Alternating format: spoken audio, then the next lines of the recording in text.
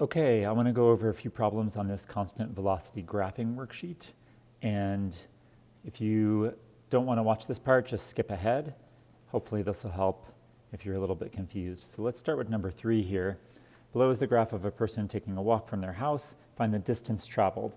So to find the total distance, we're just looking on this position graph over here, noting that we're starting at 10 right here, right? And then in this section of the graph, we're going up to 20. So that's going to be a distance walked of 10. Over here, we're going back down from 20 to 10, so that's another 10 right there. And then we're going here from 10 to 5. Let's see if I can get that to show up.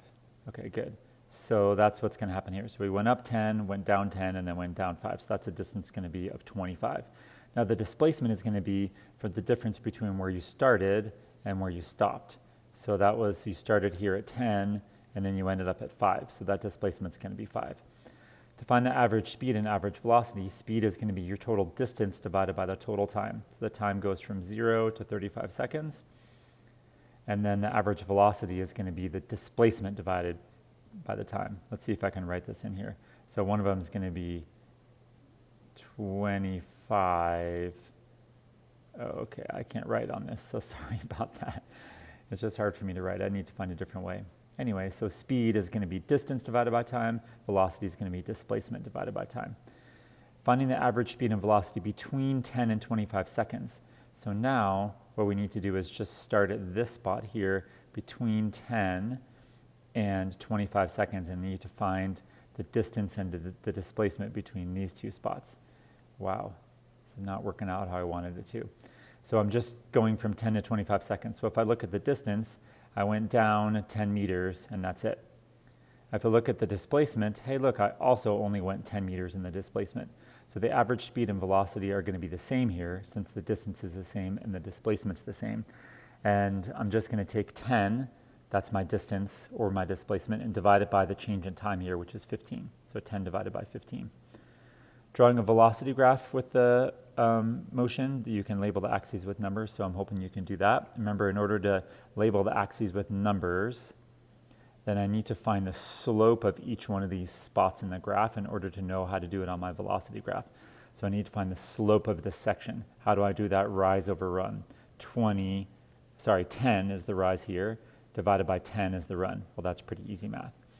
The rise over run here is 0, so my velocity is 0. What's the rise over run here? Well, my rise is negative 10, and my run is 5. Negative 10 divided by 5, so that's negative 2. My rise over run here is 0. What's my rise over run here? Well, my rise is negative 5, and my run is 10. Negative 5 divided by 10 is going to be negative a half. So that's how you're going to do those, labeling the axes with numbers. And that's that one. So that's that problem.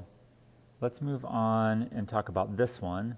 A bike is riding down the road and moves according to this equation. So this whole thing right here, this is like your y equals mx plus b from your math class. Y equals mx plus b, right? So if you think about this, if I'm looking at what's the initial position of the bike, let's draw a little graph right here real quick. So I'm going to draw this part D right here. Oh, I didn't want to do that. This is going to be a little bit messy. But there's my position graph. So this says y equals mx plus b. So my b value is 50 right here. So I'm going to start here at 50. And then it just has a slope of negative 3. Are you going to let me do this? It has a slope of negative 3. So it's going to go down like that. Right? So that's what it is. Y equals mx plus b. The b value right here, this is our initial position. Remember, this axis is for position. So my initial position of the bike is 50 right there. At what time will the bike be at a position of 0? So I need to find this spot over here. A couple ways I can do that. One is I can just look at the graph, find the slope and so forth, or I can look at this equation, set x equal to 0, and then solve for t. And that's just some algebra. That's what time the bike will be at a position of 0. What will be the bike's displacement and average velocity from 0 to 20 seconds? So the displacement, I started, so I can't just look at the graph for this one because I need to plug in time over here. So I need to look at this 20 seconds, take this 20 seconds right here, and plug it in for time up here. Oh, it doesn't like when I try to move things around. Okay, so I'm taking this 20 seconds and I'm plugging it in for time up there. And that'll get me my position at 20 seconds. Now displacement is going to be the difference in position. So I need to find what's the position at 0. We already know that, it's negative 50. Positive 50, sorry about that. What is the position at 20 seconds? Let's do this really quickly. So if I stick in 20 seconds for t, negative 3 times 20, negative 3 times 20, that's negative 60. If I add in 50 to that, then my position at the 20 seconds is going to be negative 10. Negative 10. Can I write that? Oh, I'm so sorry. That's supposed to be a 10. There we go. Looks terrible. Sorry. So my position at 20 seconds is negative 10. Now, if I want to find the displacement, I have to go from my initial position up here, it was 50, to my final position of negative 10. So my displacement there is going to be 60. My total displacement. I went from positive 50 to negative 10. That's a displacement of 60. Now I just divide that by 20 seconds, and that'll give me my average velocity. Draw a position graph. I did that, and you can draw a velocity graph. So that should be doable. Okay, coming down here to number 5. We talked about this in class, but I went over it pretty briefly. So if I want to find the distance traveled, here's a velocity graph. So something's going in the negative direction, and then it stops for a little while, then it's going in the positive direction, and it speeds up a little more in the positive direction. And I've got numbers here. Something's going pretty quickly. Negative 15 meters per second, positive 10, positive 20 meters per second. So if I want to find the distance traveled, it says hint, remember about the area under the graph. Okay, well, let's see how well I can do with the drawing lines here. Hey, that's not so bad. Oh, okay.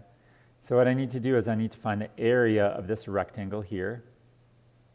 And then I also need to find the area, I'm just going to scribble a little bit, the area in this rectangle, and then the area in this rectangle. Good, and if I add all those up, that'll tell me my total distance traveled. Think about it over here, right? You're going negative 15 meters per second for 2 seconds. So that's a total distance of 30 meters. It's going in the negative direction, but it's still a distance of 30 meters. Now find out right here, that's 1 second, and that's 10 meters per second, so that's 10 more meters. And here's 1 second, and here's 20 meters per second, so that's 20 more meters. So this was 30 meters, plus 10, plus 20. That should be 60 meters total for the distance. Now for the displacement, what it says is the hint is subtract the area below the time axis. So when we're talking about displacement, I really care about the direction that's associated with it. So this is actually going in the negative direction. So I'm going to subtract this 30, I'm going to add this 10, and I'm going to add this 20. Subtracting 30, adding 10, adding 20. I'll let you figure out what that number is. 10 plus 20 minus 30. Okay, and then you can figure out what the displacement is. Average speed, average velocity, we know how to do that. Down here it says if the dog starts at time t equals 0 and position x equals 3, find the position at time t equals 4. So what I need to do is from time 0 here to time 4, I need to figure out where the dog is, which means I need to figure out how far it's gone. Well, in this section of time here, I know it goes negative 30 meters. And in this section of time, I know it goes positive 10 meters. So I'm starting at 3. I'm starting at 3. From 3, I need to go negative 30 meters. From 3, I need to go negative 30 meters. So you can do that. And then I need to add in another 10 meters over here for this section. So I started at 3, I went negative 30 meters, and then I went positive 10 meters right here. So you can fill that out down here. Draw a distance graph for this motion. Why do I have to say assume the initial position is x equals 3? Well, when you look at a velocity graph, it doesn't really tell you what the initial position is. So if I try to draw a distance graph, let's see if I can do this, I need to know where my initial position is. I need to know where to start. Are you going to let me draw an axis over here? Come on. You can do it. There it goes. Okay.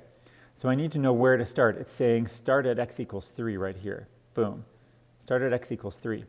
Now, interestingly, when I start, I'm going at negative 15 meters per second. I'm going to go backwards for a little while here. So if I got to plan out the numbers, but what I'm thinking when you do this is it's probably actually going to end up going below the axis down here. That's fine. You just went in the negative direction a little bit. And then I'm going to have some time where I'm not moving at all, so I'm going to have a flat section. And then I'm going to have some time when I'm going in the positive direction at a pretty slow speed. So I'm going to have some time in the positive direction. You got to label this with numbers. And then in the positive direction at a pretty fast speed. Right? I guess I didn't say label with numbers. So maybe you're safe here. You don't really need to label this with numbers because I didn't say that. Okay. So these next ones, I'm actually just going to let you figure this one out on your own because I think you can do these. Because it says no need to be super precise, just draw some numbers on the axes. That's not so hard to do. This one I think that you can try as well. You can try it on your own. It's challenging, but you can do it. And then the challenge problem you can do or you cannot do. So that's it. Hopefully that helped you out with those couple of problems.